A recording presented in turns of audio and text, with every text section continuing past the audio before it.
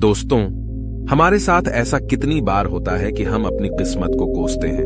हम कहते हैं हमारी किस्मत फूटी है, ऐसा मेरे साथ ही क्यों होता है। जब हमारे साथ कुछ बुरा होता है हम आमतौर पर निराश हो जाते हैं और अपनी किस्मत पर दोष लगाने लगते हैं। हम यह सोचते हैं कि हमारे भाग्य में उठापटक लिखी गई है और सब गलतियां हमारे ही जीवन में क्यों होती हैं। हमें लगता है कि हमारे पास सही चीजों की कमी है, जिसके कारण हम अपने लक्ष्यों को हासिल नहीं कर पा रहे हैं। कितनी बार हमने बहुत सी चीजें बस यह कहकर छोड़ दी हैं कि किस्मत में होगा, नहीं तो मुझे मिलेगा कैसे।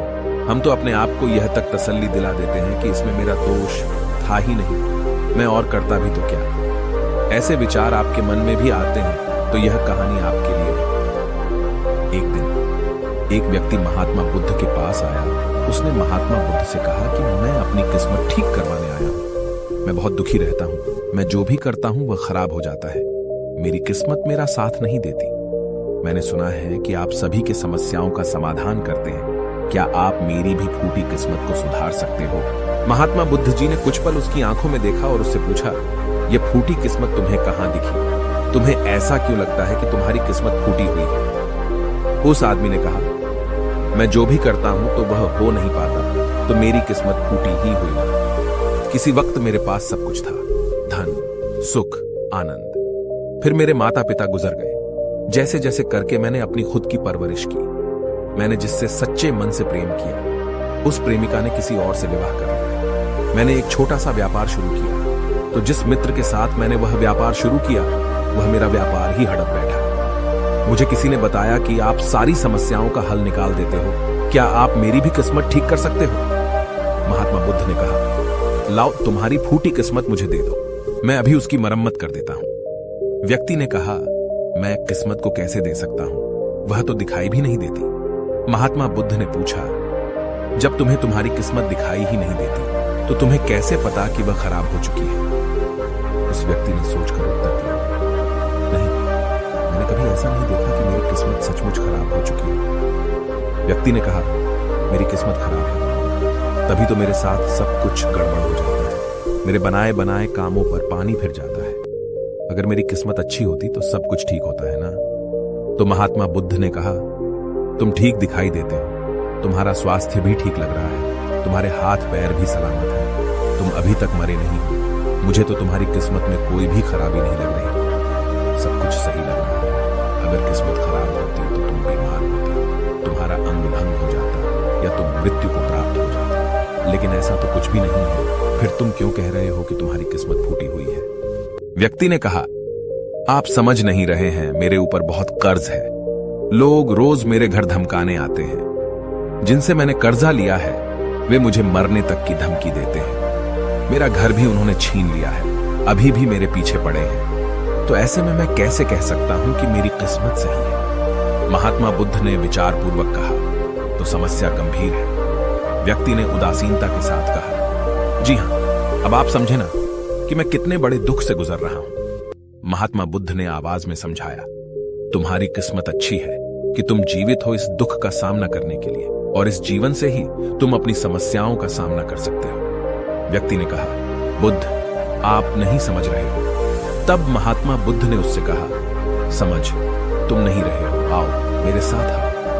महात्मा बुद्ध उसे व्यक्ति को अपने साथ पास वाली नदी के किनारे ले गए और कहा, यह देखो इस बहती नदी को। इस नदी में अगर मैं एक पत्ता गिरा देता हूं तो तुम मुझे बताओ, यह पत्ता किस दिशा में बहेगा? व्यक्ति ने कहा, पत्ता तो नदी के बहाव के साथ नदी की दिशा में ही जाएगा।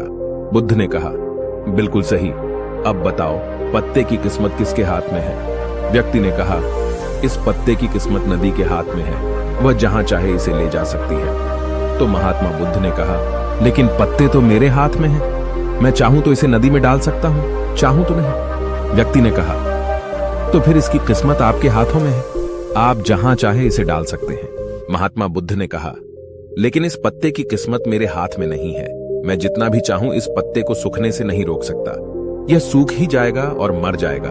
जब तक ये पेड़ पर था यह हरा था, इसे ऊर्जा मिल रही थी, लेकिन अब यह पेड़ से अलग हो गया है। अब बताओ, इस पत्ते की किस्मत अच्छी है या बुरी?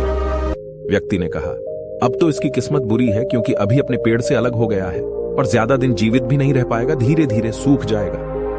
महात्मा बुद्ध ने कहा, अभी यह मरा नहीं है, अभी भी है, जीवित है, और लाभ यह है कि अभी यह पत्ता वह सब कुछ कर सकता है जो वह पेड़ से लगे रहकर नहीं कर सकता था। बुद्ध ने वह पत्ता हवा में छोड़ दिया, वह उड़कर दूर जा गिरा। तब बुद्ध ने कहा, देखो, पेड़ पर रहकर भी कभी इतनी दूर नहीं जा सकता था, आज इसने स्वतंत्र होकर उड़ने का आनंद लिया है। फिर वह पत्ता उड़कर नदी में जा गिरा।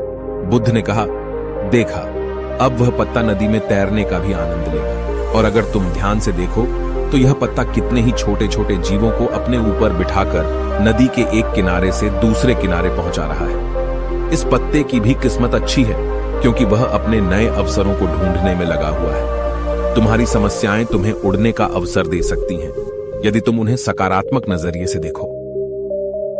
उस आदमी ने वहां खड़े होकर महात्मा बुद्ध के बातों पर विचार किया। धीरे धीरे उसने पूरी कहानी के पीछे छिपे गहरे अर्थ को समझना शुरू किया।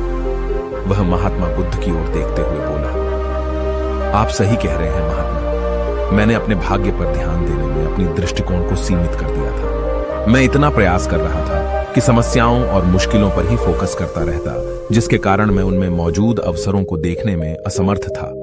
मुझे अब समझ आ गया है कि मेरी फूटी किस्मत बस एक डर और निराशा से उत्पन्न एक धारणा थी। यह कहानी हमें यह सिखाती है कि हमारी किस्मत हमारे हाथ में होती है, हम खुद अपने जीवन की दिशा निर्धारित करते हैं। हमारी समस्याओं का हल भी हमें ही निकालना होता है। चुनौतियों को एक अवसर के रूप में देखकर हम आगे बढ़ सकते हैं और अपनी किस्मत को सुधार सकते हैं। दोस्तों, ऐसी कहानियां हमें जीवन जीने का तरीका सिखाती हैं। अगर आपको यह कहानी पसंद आई और आप हमारे चैनल पर और बेहतरीन कहानियां देखना चाहते हैं तो सब्सक्राइब जरूर करें।